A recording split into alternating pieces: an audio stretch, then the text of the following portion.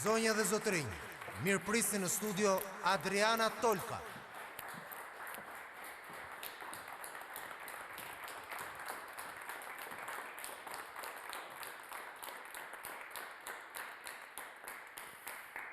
Mirë mbroma. Unë jam Zenepe dhe historia ime është kjo.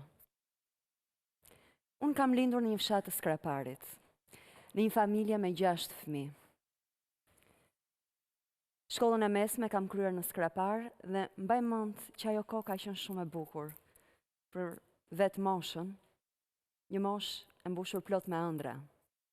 Një vit pasi mbarova shkollën e mesme, fillova punë edukatore me fëmijët. Ishte diçka të cilën unë e dëshiroja që e vogël. Të merresha me fëmijët ishte kënaqësia ime më e madhe.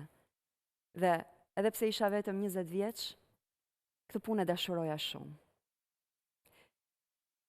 Pas 2 vjetësh, më desh që ta lija këtë punë pasi vëllezërit e mi emigruan në Greqi dhe prindrit e mi të cilët banonin në fshat mbetën vetëm, nuk ishin asnjë ndihmë për t'i ndihmuar në punë të fshatit. Kështu që unë shpërngula në fshat dhe fillova të ndihmoja prindit dhe të merresha me punë të vështira aty. Mund të them që jeta në fshat nuk më pëlqente, pasi si thon fjalës jetë fshati. Gjatë kësaj kohe dal ngadal kisha arritur në moshën 25 vjeçare dhe nëpërmjet vllait u njohita me një djalë nga Berati. E takova, e njohita, u pëlqyem dhe u fejuam. Qëndruam 2 vjet fejuar, ndërkohë ai vazhdonte punonte në emigracion dhe unë vazhdoja të jetoja në fshat me prindrit. Pas 2 vjetësh, kishim lënë një datë martese në muajin shtator, ishte viti 1996. Njëkohësisht i fejuar ishte edhe vllai, i cili ndodhej në Greqi dhe kishim dëshirë që dasmat tona t'i bënim afër njëra tjetrës, me nga 1 javë diferencë. Dita e dasmës po afronte dhe mua më zun ethet e fustanit, isha dëshiruar për të parë fustanin. Ishte data 24 gusht dhe kërkova vllai tjetër që të niseshim për ta parë fustanin. Unë nisëm me motor. Nëna ime insistonte që të mos hipnim në motor, pasi rruga ishte e keqe, rrugë fshati, po unë e kisha me shumë dëshirë që të shija fustanin, kështu që unë nisëm. 5 minuta përpara se të mbërrinim në vendin e caktuar, dëgjoj vllain që thot: "S'ka më frena. Nuk ka më frena motori." Unë nuk pata kohë të mendoja, vllai im ishte me shpejtësi, poshtë ishte një humner, ai u përpoq shumë që të ruante ekuilibrin, megjithatë ne devijuam dhe përfunduam poshtë në humner. Tani, siç thash, ajo ishte një rrugë fshati e parrahur shumë, mirë po për fatin ton të mirë, mbrapa nesh ishte dikush i cili e pa të tërë skenën. Siç mësova, ai kishte zbritur deri poshtë lumit, aty ku gjendesha unë, më mori në krah, më futi në makinë dhe unë nis drejta në spital. Unë mbaj mend vetëm që i thash dikujt në makinë, më dhëm në shpinë. Pastaj më pre, kujtesa nuk mbaj mend asgjë. Ndërkohë që vllai im kishte marrë vetëm disa tronditje, gërvishte të lehta dhe kishte vetëm pak dhimbje. Mbaj mend që u përmenda në spital. Dhe doktorit që gjeta te koka i thash: "Doktor, të lutem më shëro sepse kam ditën e martesës." "Do ta shtym ditën e martesës," më tha doktori. Atëherë unë mbaj mend që jam shkrehur në lot, edhe mes lotësh i thash: "Doktore, shes të gjithë pajën time, të lutem, vetëm më shëro." Po doktori tundi kokën si për të më thënë që s'mund të bënte dot asgjë. Ditën që ndodhi aksidenti, vllai tjetër që ndodhej në Greqi, bashkë me të fejuarin tim, ishin nisur për në Berat, dhe ata nuk dinin asgjë për ngjarjen. Dhe ata mbritën në Berat pa të ditë. Mua nuk më thanë asgjë. Nuk di asgjë. Dija vetëm që isha e palëvizshme. Dhe një ditë më pas, nga spitali Skraparit, më transportuan me helikopter për në spitalin ushtarak në Tiranë, sepse gjendja ime nuk ishte as pak e mirë. Ndërkohë, familjarët e mi e kishin marrë vesh këtë situatë dhe atyre u ishte thënë madje që unë nuk do të bëhesha më për të ecur. Akoma më tej u kishin thënë që duhet më merrni në shtëpi sepse nuk i dijej. Mundej edhe të mos mbijetoja. Qëndrova në spitalin ushtarak për 17 ditë. Dhe pastaj më kthyen sërish në spitalin e Skraparit. Unë aty kuptova që kishte ndodhur diçka shumë e rëndë me mua, sepse nuk mund të bëja dot vetë asgjë. Kur duhet të çohesha, kur duhet të bëja një veprim të vogël, më duhej ndihma e dikujt tjetër. Pas disa ditësh, në spitalin e Skraparit, më sollën një karrocë me rrota. Dhe aty, për herë të parë, unë kuptova gjendjen e vërtet, se sa e rëndë ishte drama ime. Dhe do ta kaloja gjithë jetën time në atë karrige me rrota. Reagimi im i parë ishte i tmerrshëm. Unë fillova të ulërisja, ngrita gjithë spitalin në këmbë, familjarët e mi nuk duruan dot dhe u larguan nga dhoma. Mbaj mend unë refuzova, nuk doja të pajtohesha me fatin tim. Nuk doja të pajtohesha me faktin që do ta kaloja tërë jetën time mbërthyer pas asaj karrige me rrota. Ndërkohë të dy vëllezrit u kthyen në emigracion, për mua kujdesej nëna dhe motra. 3 muaj që isha në spital, sigurisht dasma u shty. 3 muaj që isha në spital, i fejuari vinte më shihte çdo ditë. Ne bisedonim për gjëra të ndryshme. Më vinte mirë që e shija çdo ditë. Po unë her pas here rria dhe nuk mund të mos i thosha, shiko se si jam unë. Ti çfarë do të bësh tani? Çfarë ke vendosur tani? Më shikon se si jam? Ai nuk para reagonte kur unë i flisja kështu. Përgjigjet e tij ishin të ftohta, disi ngurruse, të pasigurta. Dal nga dal kaloi koha, mua më nxorën nga spitali, mbaj mend ishte koha përpara ditëve, përpara festës së vitit ri, dhe unë prisja që ai të vinte të më shihte për vit të ri, ashtu siç bënte çdo ditë. Ai u nis për në shtëpinë time. Rrugës para se të vinte taku ndaloi tek i vllai. Dhe pas asaj ndalese, ai u kthye mbrapsht. Unë nuk e pash më, nuk e dëgjova më. Në atë kohë ishte viti 96, siç u thash më parë, nuk ishte edhe celular, kishin vetëm një telefon shtëpie.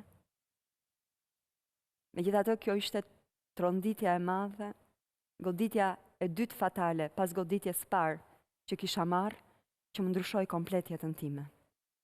Unë e kuptoj, e ndjeja brenda vetes sime, pavarësisht nga sjellja e tij e mirë, e ndjeja që ne të dy nuk ishim të ardhme, gjërat kishin ndryshuar përfundimisht. Por shpresoja që ndarja jonë të ishte më normale, më njerëzore, ashtu siç duhet jenë të gjitha ndarjet. Jo kështu, duke u zhdukur.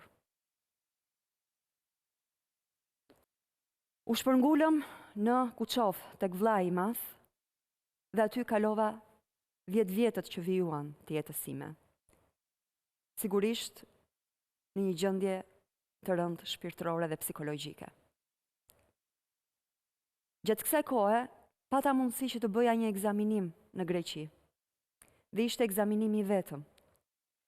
Aty u konstatua se unë nuk isha prerje të shtyllës kurizore, kisha shëmbje. Pra ekzistonte shpresa që nëpërmjet një operacioni, unë të rikthesha dhe të ecja normalisht, të bësha si më përpara. Dhe ky është pengu i dytë i jetës sime, që pse nuk provova, pse nuk ja dhash vetes këtë shans, le të mos kisha ecur më, po të paktën ta kisha provuar, ta kisha bërë atë operacion. Nga ana tjetër, vëllezërit e mi kishin mundësi që të më shëtisnin, më ofroheshin gjithmonë që të mos rria mbyllur në shtëpi. Të dilja, të gëzoja, pasi duhet t'i jepja një shans vetësime që ta jetoja jetën, jeta kishte plot gjëra të bukura. Mund të më shëtisnin me makinë, po unë gjithmonë refuzoja. Nuk më hynte në sy asgjë. Derisa erdhi një kohë kur një shoqja ime më tha, ka një qendër në Marikaj për personat me aftësi të kufizuar, është një fondacion. Aty kujdesen për ty dhe të mësojnë se si ti të kujdesesh për veten tënde. Unë përsëri ngurova, por me ndihmën e mamas, gjithmonë e ndihmuar nga mamaja, gjithkund me maman, unë vajta atje. Aty qëndruam për 10 ditë të dyja. Mirë po, këtu ishte përsëri kjo ndjenja e turpit, që e kisha dhe në fillim, kur nisa jetën time në karrocën me rrota. Turp në opinioni se po të rria atje, do të quhesha e braktisur nga familja, e lënë bazdore, sepse unë duhej të qëndroja atje. Unë jam Gëzimi, edhe historia ime është pak a shumë e ngjashme me atë të Zenepes. Edhe unë pësova një aksident shumë të rëndë me makinë, nga i cili nuk maj mend asgjë, vetëm se e gjej veten që të përmendem në urgjencën e spitalit Beratit. Kur hapa syt, më duk sikur jetoja në një ëndër. Madje më duke sikur kisha vdekur, edhe të them të drejtën, më duk një vdekje e bukur. Mu desh pak kohë që të kuptoja se çfarë kishte ndodhur. Mirë po, mjekët e spitalit Beratit nuk mund të bënin asgjë për mua. Unë isha dëmtuar shumë rënd, me përjashtim të kokës edhe të njërit krah, të gjitha pjesët e tjera të trupit ishin dëmtuar rënd. Kështu që vendosën të më çonin për të më kuruar në një spital në Greqi. Ashtu vendosën dhe ashtu u bë. Momentin e parë kur hypa në ambulancën greke që do të më çonte për në shtetin Helen, më bën një çpim diku në mes dhe u ndjeva shumë më mirë. Fillova të ndjeja gjymtyrët. Vajta në spitalin grek, kurat ishin të mrekullueshme, mjekët dhe stafi i spitalit grek u përkujdesën shumë për mua, më futën në operacion. Operacioni ishte goxha i vështirë, sepse dëmtimet ishin të shumta. Por për fat të mirë, falë edhe përkujdesit të stafit të spitalit grek, operacioni përfundoi me sukses. Më kishin vënë shumë pllaka dhe vida të cilat mbanin të lidhur kockat e thyera të dëmtuara. Do të dilja nga spitali, edhe mjekët grek më thanë që mas 2 vjetësh unë do të mund të ecja përsëri normalisht. Dhe më thanë që pas një farë periudhe duhet të kthesha përsëri në spital për të hequr pllakat dhe vidat të cilat më kishin vënë ata. Menjëherë u ktheva në Kuçov, në shtëpinë time dhe fillova menjëherë të merresha me fizioterapi dhe ato pak ushtrime të lehta fizike që më kishin dhënë mjekët për të u riaftësuar. Fillova të ndjesha shumë më mirë. Edhe vullneti më bënte që të punoja fort. Derisa erdhi data kur unë duhet të kthesha përsëri në spitalin grek për të hequr pllakzat edhe kunjat e vogla të hekurit, vida që i quanin ata, siç u thash pak më përpara. Mirë, po për fat keq atë ditë kur unë duhet shkoja në Greqi, marrëdhënia midis Shqipërisë dhe Greqisë ishte acaruar. Edhe rojet e kufirit grek mua nuk më lanë të kaloja, megjithse dokumentacioni ishte i rregullt. Kështu që përfundova në spitalin ushtarak në Tiranë, ku duhet bëja ndërhyrjen. Pak kohë më vonë, mbasi mbaroi operacioni, unë mësova se mjeku që më bëri operacionin nuk ishte as i specializuar. Edhe ai më hoqi vetëm pllakat e hekurit të dukshme, duke më lënë brenda të gjitha ato kunjat e vogla të hekurit që quheshin vida, dhe që e dëmtuan përfundimisht të ecurën time. Unë nuk do të mundja kurrë të ecja më normalisht, përveç se me paterica. Edhe unë kisha dëgjuar për qendrën e rehabilitimit të Marikajt. Mi po në fakt nuk kisha pranuar sepse ndihesha mirë në shtëpinë time, kisha mundësi edhe të punoja. Ajo ishte një qendër rehabilitimi ku njerëz me aftësi të kufizuara dhe me aftësi ndryshe ftoheshin për të ndihmuar ata që të rihynin në jetë, pra në një lloj mënyre të bëheshin zot vetes. Ato 10 ditë e para që më shoqëronte edhe mamaja ime kur vajta në fondacionin në Marikaj, pash që ata njerëz e jetonin jetën ndryshe nga ç'po e jetoja unë. Ata kënaqeshin me njëri tjetrin, buzëqeshnin vazhdimisht, argëtoheshin dhe dal nga dal më përfshin edhe mua në gjirin e tyre. Dhe nëna ndërkohë u largua, unë vendosa që të qëndroja përfundimisht atje. Dhe siç e tha dhe Gëzimi, ajo është një qendër që të mësonte se si të kujdesesh për jetën, për veten tënde. Të krijonte jo vetëm besim, por gjithashtu mua mu dha mundësia që aty unë t'i kthesha dhe asaj ëndrësime të dikushme të prerë në mes, t'i kthesha dashurisë si më të parë, punës me fëmijët, sepse në fondacion vinin edhe fëmijë nga komuniteti në Marikaj.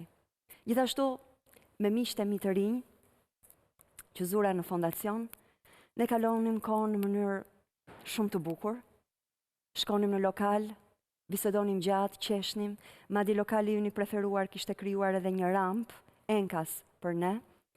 Shkonim shpeshherë të shihnim perëndimet e diellit në Durrës, jeta ime ndryshoi komplet. Gëzimin, unë e kontaktova për herë të parë me telefon, i thash e ftova në fondacion, nuk e njihja, isha dëgjuar vetëm emrin e tij, u njohitëm, u takuam dhe filluam të bisedonim. Sepse fondacioni menaxhohej nga të huaj, nga njerëz të specializuar për atë punë, dhe ata drejtonin edhe qendrën e rehabilitimit në Marikaj. Stafi specializuar ndihmonte të gjithë njerëzit me aftësi të kufizuara dhe njerëzit në nevojë se si ata të rihynin në jetë, të bëheshin të aftë për veten. Dhe pas një farë kohe, këta njerëz që ishin ndihmuar nga njerëz të specializuar, në një lloj mënyre specializoheshin edhe vetë ata. Kështu që edhe Zenepja me shokët e saj të qendrës bëheshin të aftë për të ftuar njerëz të tjerë dhe për t'i ndihmuar. Edhe një ditë më merri vlla në telefon dhe më thotë dikush një vajzë do të flasë me ty. Nuk kam kohë, thash. I ra shkurt, siç ndonjëherë i biem shkurt këtyre gjërave. Nuk ishte për ta injoruar, po vërtet nuk e mendova. Kur pas sa ditësh bie telefoni im. Aty për herë të parë dëgjoj zërin e Zenepes edhe fillova të bisedoja me të. Ajo filloi të më fliste për qendrën, edhe unë nuk munda dot t'i thosha jo. Kështu që vajta në qendër. Në fakt unë atë periudhë edhe punoja. Pavarësisht me paterica, unë punoja me sistemin kablor. Montoja dekodera, montoja parabola, dhe kjo më bënte që të ndihesha mirë. Po duke folur gjatë dhe më gjatë me Zenepen, kisha filluar ta ndiheja shumë nevojën për të biseduar me të, derisa një ditë i thash se kisha rënë në dashuri. Mua që në fillim Gëzimim duke njëri shumë i mirë, megjithatë sigurisht kur dy njerëz takohen, me gjithë dëshirën e tyre kanë nevojë dhe që të njihen më mirë, që të afrohen më shumë me njëri tjetrin. Kështu që unë i thash Gëzimit, eja në fondacion, i thash, të më njohësh, të njoh, dhe pastaj flasim për këto gjëra. Dhe Gëzimi e la punën edhe erdhi. Ditë e parë që vajta në fondacion, sigurisht nuk vajta me mendimin për të qëndruar. Vajta thjesht për të takuar Zenepen. Biseduam gjatë, biseduam shumë orë, derisa erdhi darka dhe vendosa që të flia atje, sepse nuk mund të kthesha dot në shtëpi u bë vonë. Zenepja me atë përkujdesin e saj kishte rregulluar një dhomë të vogël, djemt jeton në katin e parë, ndërsa vajzat në katin e dytë. Ajo kishte rregulluar dhomën me shumë përkujdesje, ku do të flija unë atë natë, dhe u thoshte të gjithëve që e bëj për patriotin, por të gjithë e kishin kuptuar që përkujdesja për patriotin ishte pak e veçantë. Biseduam gjatë, dhe gjatë asaj bisede unë munda që t'i rrëmbej një puthje të vogël. Kjo ishte historia e parë e njohjes time me Zenepen. Prindrit e mi e dinin përse kisha vajtur atje. Edhe që nga ajo ditë unë nuk u largova më nga qendra, nuk u ktheva më në shtëpi. Unë mbaj mend çdo ditë kur vinte ora 1, unë i nxirja fëmijët jashtë tek dera për t'i marrë prindrit e tyre, dhe mezi prisja që të rendja tek ai stoli ynë, ku takohesha çdo ditë me Gëzimin, çdo ditë takoheshim dhe bisedonim gjatë për gjëra të ndryshme. Sigurisht unë mendoja që do të kisha një marrëdhënie një ditë, mund të kisha një marrëdhënie. Dakord, isha në rregull me këtë gjë, por që të ekzistonte një mundësi për të krijuar familje, për të martuar, nuk e mendoja. Pastaj nga ana tjetër ishte edhe familja, e cila shihte të pamundur një lidhje timen. Ajo nuk ishte shpresa, kjo gjë i dukej e parsyeshme. Por megjithatë, Gëzimi këmbguli. Ditën që vajtëm në Kuçov, sigurisht familja ime ishte dakord që unë të martohesha me Zenepen. Mirë po duhet të shkonim në Kuçov për të takuar edhe familjen e Zenepes. Edhe morëm edhe 2 të huaj, pjesëmarrës të fondacionit, Piterin dhe Ann Marian, që të respektonim traditën shqiptare. një lloj mënyre ata të bëheshin ndërmjetësit. Familja e Zenepes nuk pranonte. Mbi të gjitha vllai i vogël i saj, vllai me të cilin ai kishte psuar aksidentin, i cili kishte edhe ndjenjën e përgjegjësisë akoma më të madhe, më tha hapur, tha, ti me paterica, tha, jo me karrocë me rrota. Si do të lidheni me njëri tjetrin, si do të martoheni.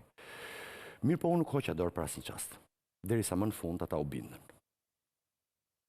Mamaja ime ishte ajo që këm ngulte më shumë, çdo të bësh ti, çdo të bëni ju dy njerëz të pamundur me njëri tjetrin. Dhe megjithatë, erdhi koha që vërtet ata u bindën, ne bëm celebrimin, sepse jetonim në qendër, dhe atje nuk lejohej që dy persona të rrinin me njëri tjetrin nëse nuk ishin të martuar. Pas sa kohësh, qendra në Marikaj u mbyll. Dhe shumë njerëz nuk mundën të jetonin ndryshe përveç se të mbylleshin përsëri në shtëpitë e tyre. Disa të tjerë mundën që të gjetnin një punë, kurse për mua dhe Gëzimin ishte ndryshe. Ne jo vetëm ishim të lumtur me njëri tjetrin, po jepnim krah njëri tjetrit në punën tonë individuale. Unë dëshiroja që të vazhdoja punën me fëmijët. Dhe siç u thash, merresha me 7 fëmijë kur isha te fondacioni, po sigurisht e ndihmuar nga të huajt. Njerëzit i sillnin fëmijët e fondacioni sepse kishin besim shumë tek të huajt. Tani që unë dola vetëm, thoja, unë tani po dal privat. A do t'jetë me njëjti besim? Megjithatë, me këmbguljen time dhe me ndihmën e të huajve, unë arrita që ta zgjeroj qendrën time nga 7, ta bëja me 20 fëmijë, por hapësira ku punoja me ta ishte shumë e vogël. Unë mora edhe 2 punonjëse për të më ndihmuar dhe gradualisht arrita që ta zgjeroj qendrën time, mora një hapësirë më të madhe, e kam edhe sot, punoj edhe sot aty, jo më me 20 fëmijë, po me rreth 90 fëmijë. Jam shumë e lumtur. Në atë qendër ka fëmijë të vegjël të zonës, rreth i qark, ka fëmijë me aftësi të kufizuara dhe me aftësi ndryshe. Është një numër i madh, si Zenepe sapo e tha. Edhe përpara 2 javësh këtyre fëmijëve, ju shtua edhe fëmia im me Zenepen, vajza jonë që erdhi në jetë.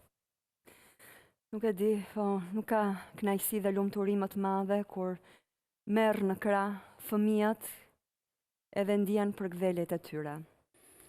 Edhe pasi lija punën me ta, në shtëpinë tonë të vogël, ku qëndrua me qira për 4 vjet, unë me Gëzimin bisedoja veç për fëmijët dhe sigurisht bashk thurnim ëndra që sikur të kemi edhe ne një fëmijë tonin. Mirë po në gjendjen time, në karrige me rrota, po të mbetesha 7 zën, sigurisht do t'ishte shumë e vështirë. Të hidhesh nga krevati ose divani në karrige, është diçka shumë e vështirë dhe unë mendoja, unë 7 zën, si do mundem unë të ulem në karrige apo të kryej nevojat e tjera. Mirë po, morëm guximin, sigurisht edhe me mbështetjen e Gëzimit, me dëshirën tonë të zjarrt për të pasur një fëmijë, që të bënim të 2 analizat, sepse donim të bënim një fëmijë nëpërmjet metodës in vitro. Analizat në nxorën të 2-ve plotësisht të aftë dhe të shëndetshëm për të bërë fëmijë. Unë mbeta 7 zën që në përpjekjen e parë, dhe mbaj mend, kam qenë me gjithë familjarët e mi në një lokal, prisnim përgjigjen e analizave, përgjigja ishte pozitive, unë prisja një fëmijë, dhe mendoj që ky ishte çasti Mendoj që çasti më fatlum në gjithë jetën time ai ka qenë. Momentin që unë mora vesh që do bëhesha nën. Sepse vërtet kisha shpresa, po gjithsesi kisha edhe dyshime. Nëse vërtet do të mundja që të më realizohej një gjë e tillë. Vajza jonë erdhi në jetë e bukur dhe shëndetshme. Është lumturia jonë më e madhe. Ne jemi një familje 3 vet shumë të lumtur me njëri tjetrin. Vështirësitë tona, peripecitë që kemi kaluar në jetë na kanë bërë shumë besimtar. Kështu që vajzës son ja vum emrin Elana, që do të thotë Zoti mu përgjigj. Sot jetojmë të 3 shumë të lumtur në familjen tonë. Unë vazhdoj punën time me fëmijët, Gëzimi me punën e tij. Dhe në të ardhmen kemi dëshirë që të nisim edhe një fëmijë tjetër. Vitet e jetës në fondacion me Zenepen kanë qenë pa diskutim vitet më të bukura të jetës time. Në një periudhë të jetës tonë, unë edhe Zenepja patëm nevojë për ndihmë. Edhe ca njerëz të mirë na e dhanë pa kursimat ndihmë. Edhe gjithë kjo na ka bërë të reflektojmë që tani që neve kemi mundësi të ndihmojmë njerëz tjerë, ta bëjmë atë me vullnetin më të mirë dhe me dëshirën më të mirë. Edhe nuk është e pamundur, përkundrazi. Është shumë e vërtet edhe është shumë e bukur.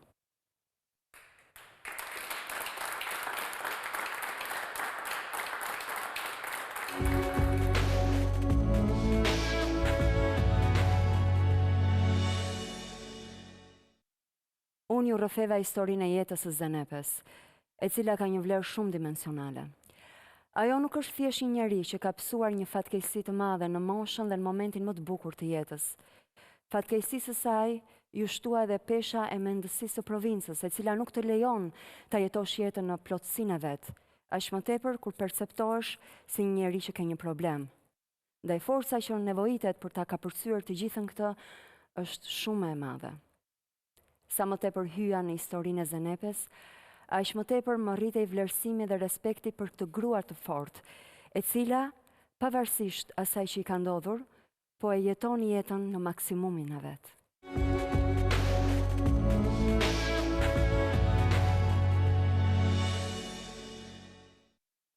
Kemi vendosur ta mbyllim sezonin e parë të emisionit Historia ime është kjo, me një histori suksesi, si ajo e Zenepes dhe Gëzimit, të cilët jo vetëm arritën të triumfonin mbi fatkeqësitë e jetëve të tyre, por me shumë dashuri të ndihmonin edhe të tjerët.